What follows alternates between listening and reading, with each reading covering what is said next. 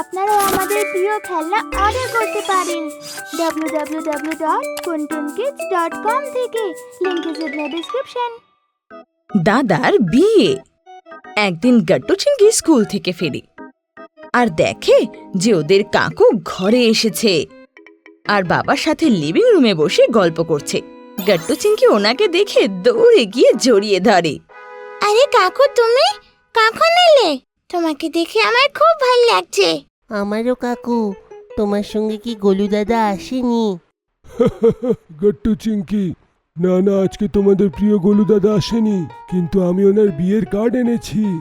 এই কথা শুনে গট্টু চিংকির খুব আনন্দ হয় আর ওরা একসাথে বলে ওঠে, গোলু দাদার বিয়ের কার্ড। গট্টু আর চিংকিকে এত খুশি দেখে বাবা আর কাকু জোরে হাসতে লাগে। তখনই মা সেখানে চা আর স্ন্যাক্স নিয়ে আসে। হ্যাঁ গট্টু চিংকি, আমরা সবাই যাব গোলু দাদার বিয়েতে, কিন্তু তার আগে তাড়াতাড়ি যা, হাত পা ধুয়ে জামা কাপড় বদলে নে, তারপর আয়। গট্টু চিংকি তাড়াতাড়ি হাত পা ধুয়ে কাপড় বদলে আসে আর একসাথে বসে স্ন্যাক্স এনজয় করতে লাগে। তারপরে কাকু হঠাৎ যেতে লাগে। কাকু, আপনি এত তাড়াতাড়ি কেন যাচ্ছেন?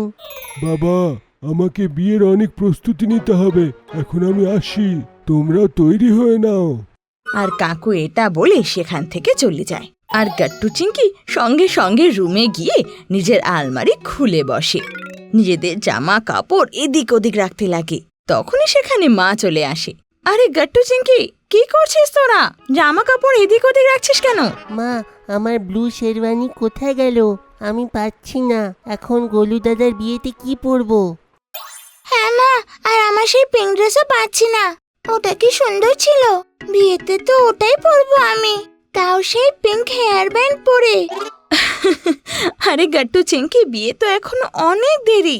এখন তাড়াতাড়ি সব জামা কাপড় গুছিয়ে আলমারিতে রাখ। আর চিন্তা করিস না, বিয়ের আগে আগেই আমি সব জামা কাপড় বের করে ড্রাই ক্লিন করে তোদের হাতে দিয়ে দেব, ঠিক আছে?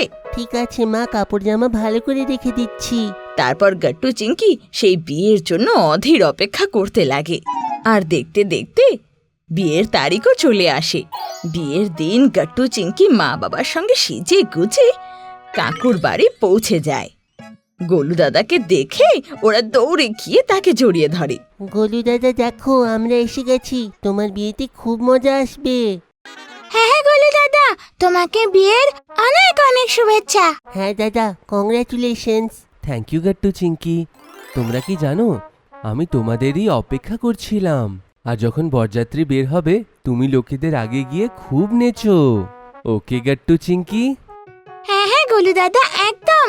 তখনই পেছন থেকে কাকা বাবু আসেন। আর গট্টু চিংকি, তোমাদেরকে তো গোলু দাদার জুতো চুরির হাত থেকে বাঁচাতে হবে, বুঝলে? হ্যাঁ কাকু, আমরা ভালো করে বুঝে গেছি। সবাই এটা শুনে হাসতে লাগে। কিছুক্ষণের মধ্যেই ছেলের বাড়ি বেরিয়ে যায় আর গট্টু চিংকি সবার আগে গিয়ে খুব নাচে। ওদের দেখে মা বাবা আর কাকু কাকিমাও খুব নাচে। তারপরই কিছুক্ষণের মধ্যেই ছেলে মণ্ডপে পৌঁছায়। আর যখনই বিয়ে শুরু হয়, গট্টু চিংকি একদম গোলু দাদার পাশে গিয়ে বসে পড়ে আর জুতো একদম সামলে নিজের কাছে রেখে নেয়। মেয়ের তরফ থেকেও দুটো মেয়ে, মীরা আর শিবি, জুতো নেওয়ার চেষ্টায় ছিল। গট্টু শোন, এভাবে বসে থাকলে হবে না, আমাদের কিছু করতে হবে যাতে গোলু দাদার জুতো বাঁচানো যায়, বুঝলি? চ আমার সাথে বাথরুমে চ। চিংকি, এই জুতোগুলোকে ছেড়ে দিয়ে ওয়াশরুমে কি করে? চ না গট্টু, তারপর গেলে তো বোঝাবো তোকে। গট্টু তারপর চিংকির সাথে ওয়াশরুম চলে যায় আর জুতো সেখানেই রেখে দেয়। চিংকি, আমরা এখানে কেন এসেছি? ওরা তো জুতো চুরি অনেক সহজভাবে করে নেবে। আরে গট্টু, এটাই তো আমার প্ল্যান। আমরা মীরা আর শিবিকে জুতো চুরি করতে দেব আর এখান থেকে লুকিয়ে দেখবো যে ওরা সেই জুতোটা লুকিয়ে কোথায় রেখেছে, বুঝলি? ও চিংকি, এইটা তো খুব ভালো আইডিয়া। তারপর আর কি, গট্টু চিংকি লুকিয়ে লুকিয়ে মীরা আর শিবিকে দেখতে লাগে। ওরা দুজন জুতো চুরি করে একটা ফুলের বাস্কেটে রেখে দেয়।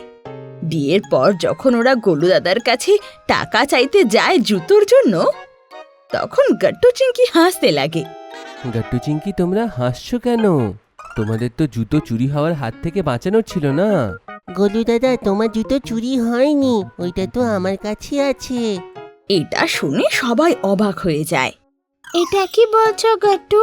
আমরা তো চুরি করেছি আর সেটাকে লুকিয়েও রেখেছি, সম্ভব নয়। হ্যাঁ মীরা আর শিবি, তোমরা জুতো চুরি করে যেখানে রেখেছিলে আমরা সেখান থেকে জুতো আগেই চুরি করে নিয়েছি, আর এখন জুতো আমাদের কাছে। এটা শুনে সবাই জোরে জোরে হাসতে লাগে।